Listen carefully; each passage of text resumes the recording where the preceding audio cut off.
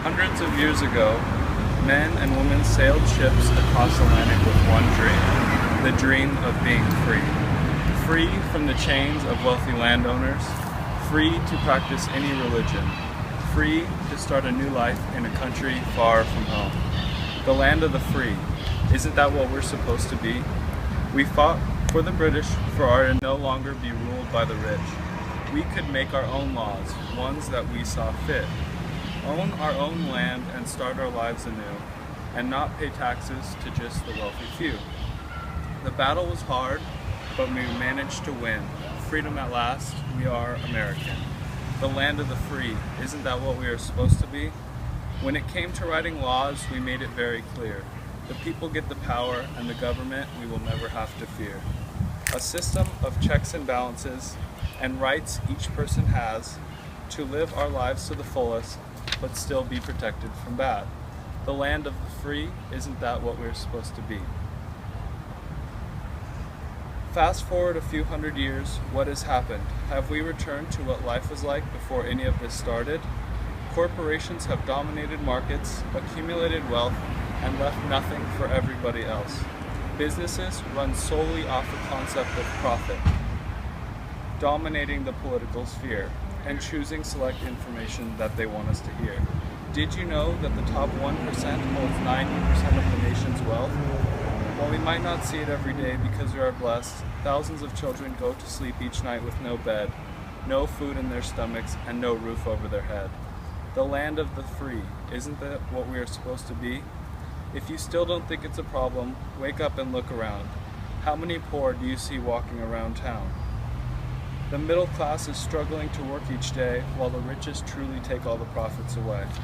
It doesn't end there. Have you seen the Los Angeles air? Polluted with carbon emissions and a footprint bigger than any other nation.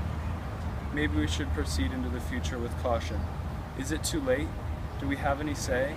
Can people take back the country from the few who have taken it away? The land of the free, isn't that what we're supposed to be? Thanks guys, I appreciate it.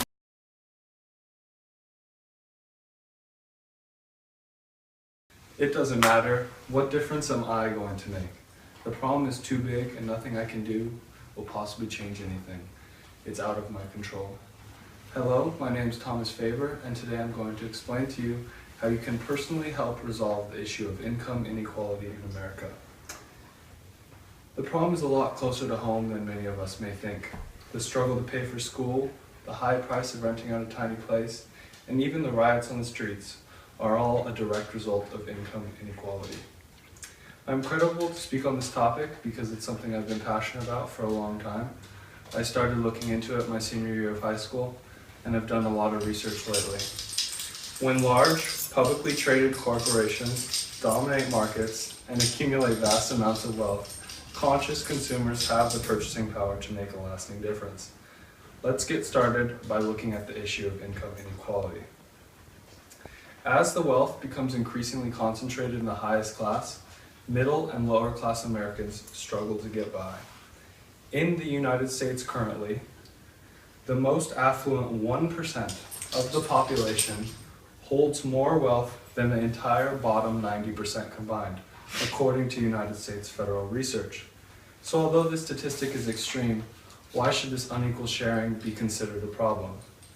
Well, as the gap between the rich and the poor grows, those in the lower and middle classes start losing determination and hopes of ever raising to higher ranks of society.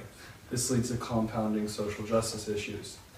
By a substantial margin, the United States ranks first in inequality and has the worst outcomes on a range of physical, mental, and social health, according to Corton in 2012.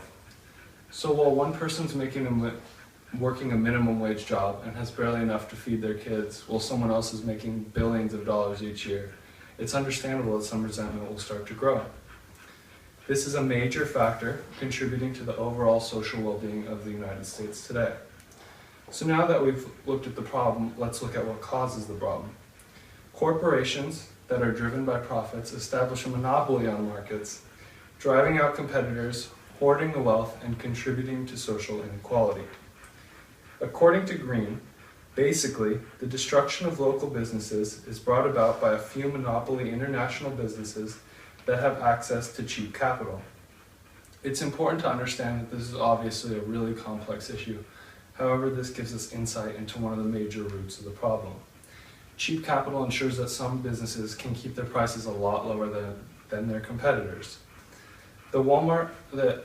A great example of this is Walmart. In our city, we used to have 2 Albertsons, one Ralph's, and one Fresh and Easy. Currently, the only grocery section we have is the grocery section in Walmart, and I believe this is because their prices are much lower than their competitors. The bottom 30% do not make enough money to even purchase the bare essentials. According to CNN research, they spend more than 182% of their annual income, mostly on basic needs like food, housing, and transportation. So this demonstrates that when people face financial struggles, they have to get the best deal they can find, which is usually offered by a big company. So now that we have an idea of what causes this problem, let's take a look at the solution. We must use purchasing power to support ethical companies and reject unsound ones. For-profit businesses are willing to do almost anything to fulfill the demands of their consumers.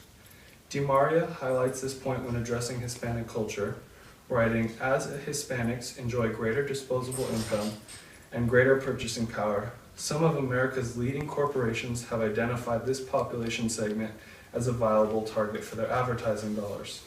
In the same way, if we start demanding socially responsible practices, they'll be forced to change the new demand. When we buy goods from honorable businesses, we 1, support their existence, and 2, bring about change in flawed businesses." So I have compiled a list of businesses you guys should try to avoid and others that you could go to. But just as a general rule of thumb, just go to businesses that are local and offer good deals to everyone. For example, go to my professor's coffee shop instead of going to Starbucks. So today, we examine not only how big businesses dominate markets, but also how we have a purchasing power to make a lasting difference. Using our hard-earned money, I believe we can strive for a better, more stable future. I encourage you to forget your doubts, because if you say there's nothing that I could do to possibly help, that's honestly when nothing gets done. Thank you guys. Good. All right. Very good.